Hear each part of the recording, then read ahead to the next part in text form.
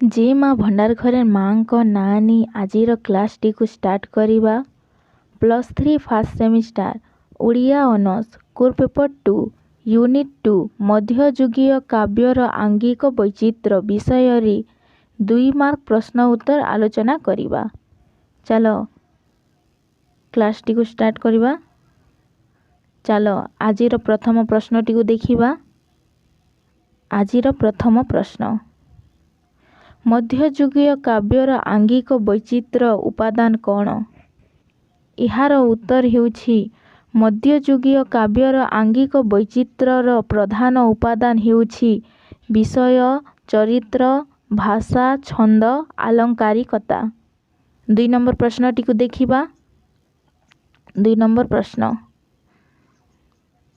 मध्ययुगीय काव्यर विषय वस्तु किपरि? यार उत्तर हेउछि मध्ययुगीय काव्यर विषय वस्तु 2 प्रकार यथा काल्पनिक, पौराणिक। 3 नंबर प्रश्न टी को देखिबा। 3 नंबर मध्ययुगीय काव्यर नायिका किपरि? यार उत्तर हेउछि मध्ययुगीय काव्यर नायिका प्रथम श्रेणीया नारी। एमाने उच्चकुल संभूता, रूपगुण रे असामान्य ओ मर्यादा ज्ञान संपन्ना। सेमाने प्रेमिका सुंदरी ओ चतुरी। काव्य नायिका चिर यौवना। काव्य नायिका संयमी ओ स्थिति प्रज्ञा। 4 नंबर प्रश्न टी को देखिबा।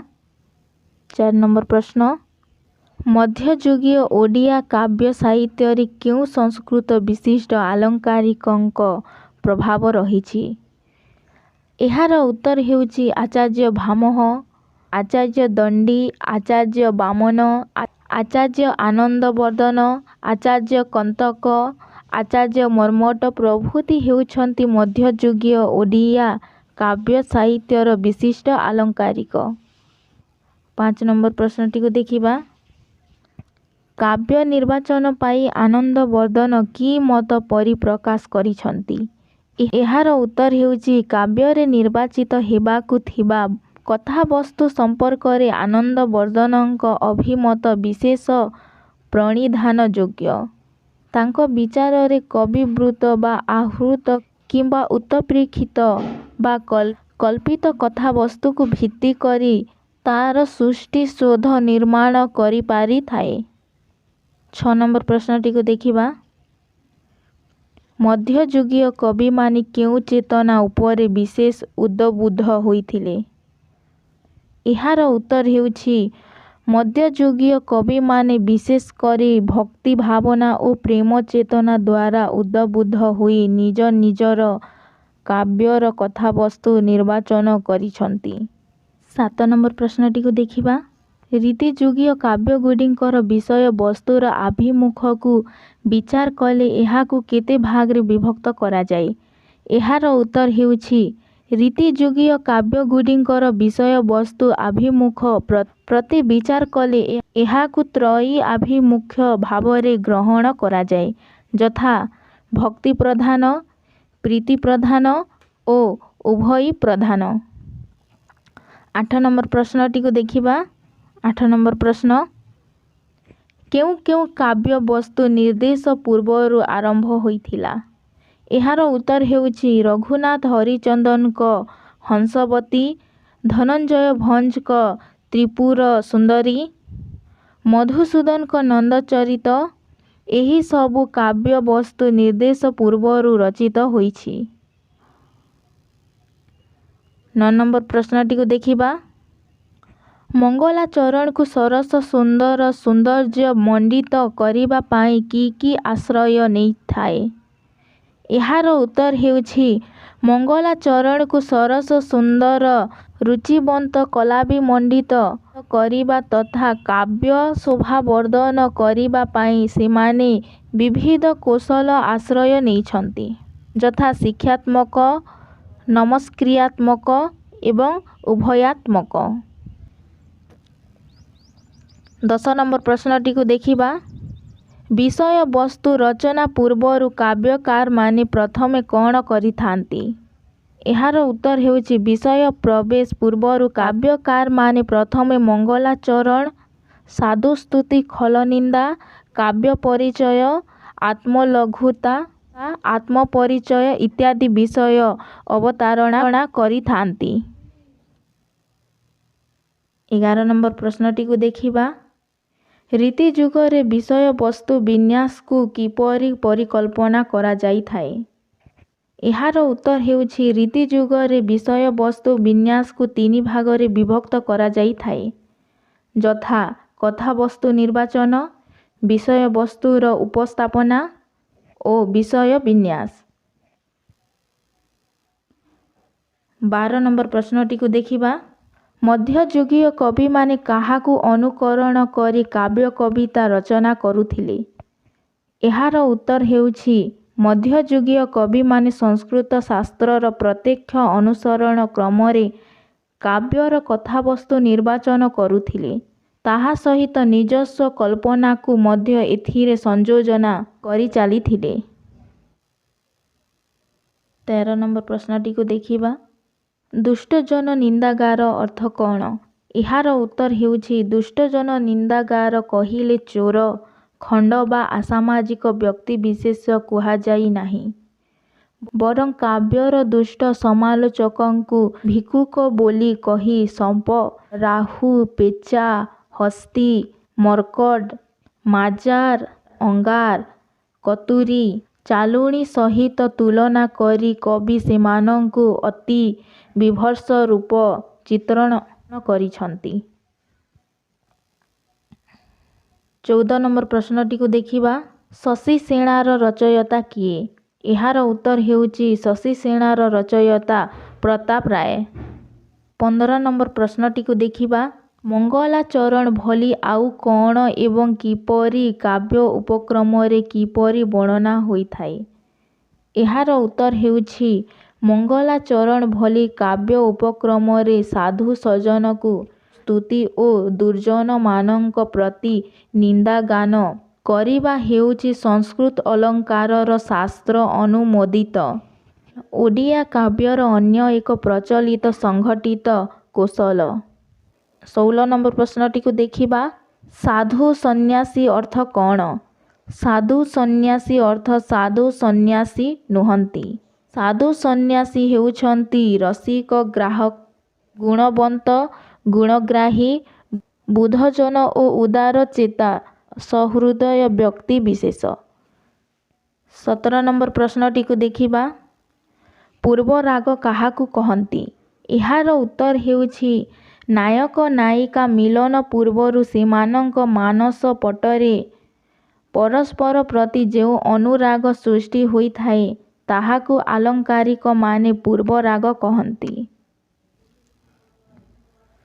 18 ନମ୍ବର ପ୍ରଶ୍ନଟିକୁ ଦେଖିବା।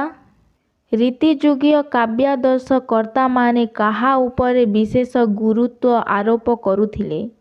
ଏହାର ଉତ୍ତର ହେଉଛି ରୀତିଯୁଗୀୟ କାବ୍ୟକର୍ତ୍ତାମାନେ ବିଶେଷ କରି ସଂସ୍କୃତ ଯନୋଚିତ ପାଣ୍ଡିତ୍ୟ ଉପରେ ଅଧିକ ଗୁରୁତ୍ୱ ପ୍ରଦାନ କରିବାକୁ ଆରମ୍ଭ କରିଥିଲେ। 19 ନମ୍ବର ପ୍ରଶ୍ନଟିକୁ ଦେଖିବା। ରୀତିଯୁଗରେ କିପରି ଭାଷା ପ୍ରଚଳନ ଥିଲା? ଏହାର ଉତ୍ତର ହେଉଛି ସପ୍ତଦଶ ଶତାବ୍ଦୀ ଠାରୁ ଓଡ଼ିଆ କାବ୍ୟରେ ସରଳ, ସହଜ, ଲୌକିକ ଭାଷା ଅପେକ୍ଷା ଦୁର୍ବୋଧ୍ୟ, ତତ୍ସମ, ଆଲଙ୍କାରିକ, ଆଡ଼ମ୍ବରପୂର୍ଣ୍ଣ ଭାଷା ପ୍ରୟୋଗ ପ୍ରତି ଅଧିକ ଆଗ୍ରହ ପ୍ରକାଶ ପାଇଛି।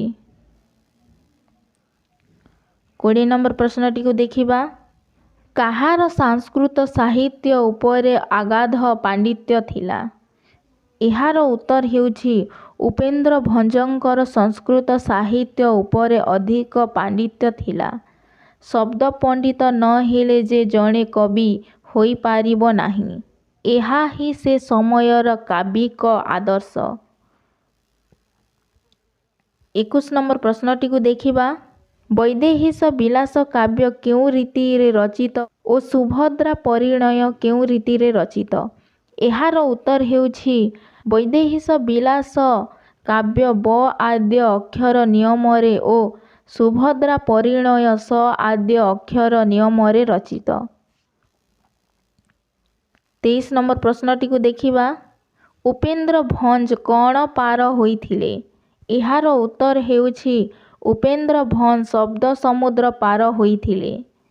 ତେଣୁ ସେ କହନ୍ତି କହେ ଉପେନ୍ଦ୍ର ଭଞ୍ଜ ମୁଁ ଲଭିଛି ଶବଦ ସମୁଦ୍ର ପାର। 24 ନମ୍ବର ପ୍ରଶ୍ନଟିକୁ ଦେଖିବା। ଗୋପାଳ କୃଷ୍ଣ ତାଙ୍କ ସାହିତ୍ୟରେ କେଉଁଭଳି ଭାଷା ପ୍ରଦାନ କରିଛନ୍ତି? ଏହାର ଉତ୍ତର ହେଉଛି ସଙ୍ଗୀତର ଲାଳିତ୍ୟ ସୃଷ୍ଟି ପାଇଁ ଗୋପାଳ କୃଷ୍ଣ କେବଳ ଲଳିତ ଶବ୍ଦ ଚୟନ କରିଥାନ୍ତି। ଜନତାର ପ୍ରତିନିଧି ଭାବରେ ଜନତାର କଥିତ ଭାଷାକୁ ମଧ୍ୟ ଶବ୍ଦରାଜି ସଂଗ୍ରହ କରିଛନ୍ତି। 25 ନମ୍ବର ପ୍ରଶ୍ନଟିକୁ ଦେଖିବା। ବନମାଳୀ ଦାସ ତାଙ୍କ ସାହିତ୍ୟରେ କେଉଁପରି ଭାଷା ବ୍ୟବହାର କରିଛନ୍ତି? ଏହାର ଉତ୍ତର ହେଉଛି ବନମାଳୀ ଦାସ ତାଙ୍କ ସାହିତ୍ୟରେ ଗ୍ରାମୀଣ ଜନତାର କଥିତ ଭାଷାକୁ ବ୍ୟବହାର କରିଛନ୍ତି। 26 ନମ୍ବର ପ୍ରଶ୍ନଟିକୁ ଦେଖିବା। କବି ସୂର୍ଯ୍ୟ ତାଙ୍କ କାବ୍ୟ ସଂହିତାରେ କିପରି ଭାଷା ପ୍ରୟୋଗ କରିଛନ୍ତି? ଏହାର ଉତ୍ତର ହେଉଛି କବି ସୂର୍ଯ୍ୟ ବଳଦେବ ରଥ ତାଙ୍କ କାବ୍ୟ ସାହିତ୍ୟରେ ତତ୍ସମ ସହିତ ପ୍ରଚୁର ଦେଶୀ ବିଦେଶୀ ଶବ୍ଦ ରୂଢ଼ି ପ୍ରବଚନ ନାଦିକୁ ପ୍ରୟୋଗ କରି ଓଡ଼ିଆ ଭାଷାକୁ ନୂତନ ରୂପ ପ୍ରଦାନ କରିଥିଲେ। 27 ନମ୍ବର ପ୍ରଶ୍ନଟିକୁ ଦେଖିବା। ଛନ୍ଦ କାହାକୁ କୁହାଯାଏ?